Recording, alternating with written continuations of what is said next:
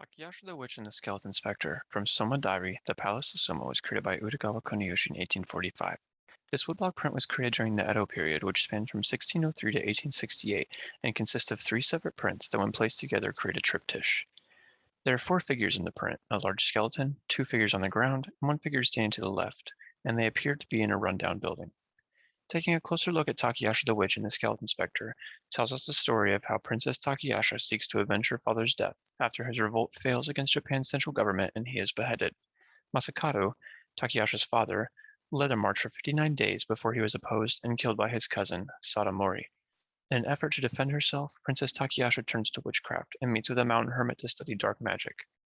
The once great palace of Soma, where she and her family lived, is now in ruins and is haunted by the ghosts of fallen soldiers from Masakado's army.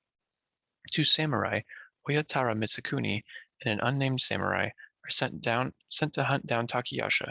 Upon finding the princess, Takiyasha summons a Gashadakura, a giant skeleton created from the bones of famine victims and Masakado's fallen army. The story ends with Mitsukuni defeating Takiyasha and the Gashadakura. The print displays the moment after Takiyasha summons the Gashadakura, as it begins to tear down the curtain wall, taking the two samurai, Mitsukuni and his ally, by surprise. Mitsukuni, on the left, is sitting down, but taking a defensive position to protect himself and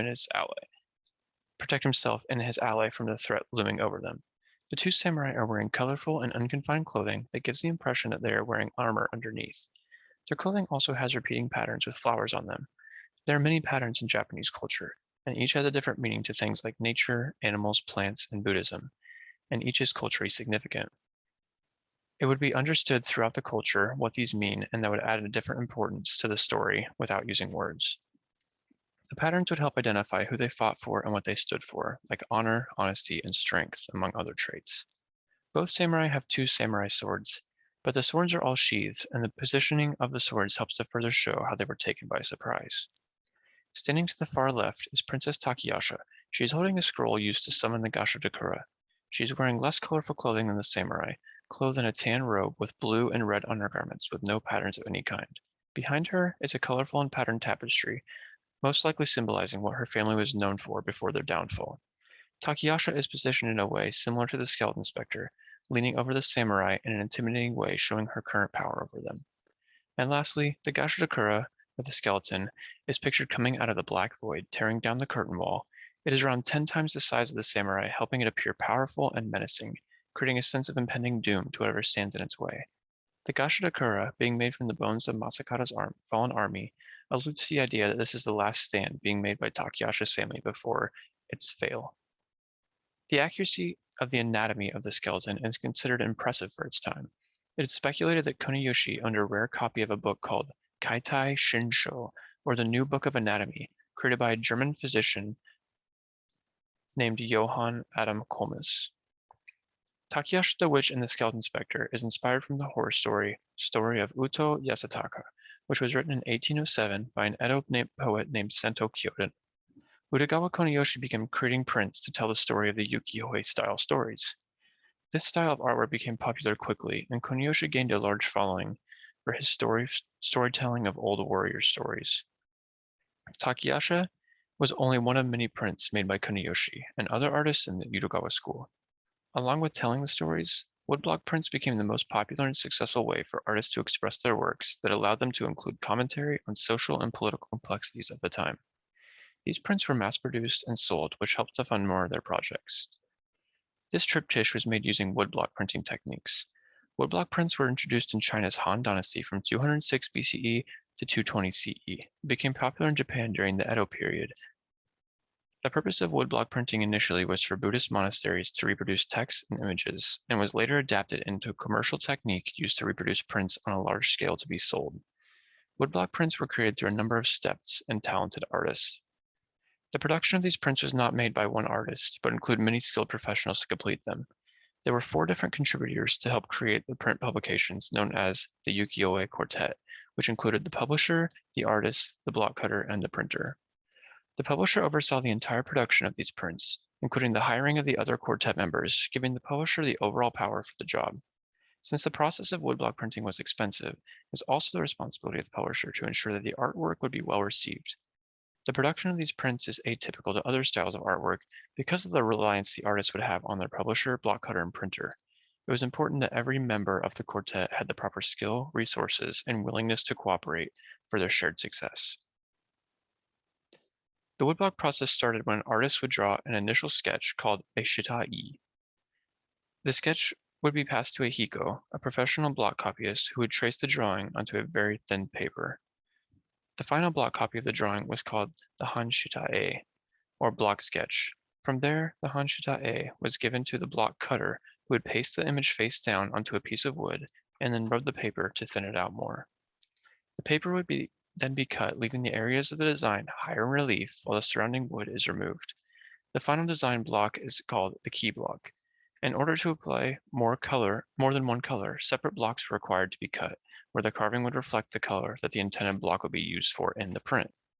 Once all the blocks for a print had been cut, it would then be possible to start printing the drawings. A printer would apply pigments to the first carving with a brush, so the layer of pigment was smooth and consistent. A piece of absorbent, flexible, and moisture-stable paper called kyozo, made from mulberry paper, would be placed onto the carving lined up with the kento. Kento are the guides creating each woodblock carving, so an artist would be able to accurately realign the paper for each application of color. After the kyozo was placed, it would be smoothed by a tool called a baron, which helped to applying the color firmly without damaging the kyozo. And this process of color application would be repeated with each color until the final application was applied and would add the written details about the print, like the name of the artist and the story behind the artwork. And as you can see here, every layer adds another color or a little detail until you get to the final design. The woodblock printing technique made its way from China to Japan around 1770, where Emperor Shotoku ordered the printing of some of the first known text prints. Woodblock printing was not used for private printmaking until the start of the 17th century, which started the Edo period in Japan.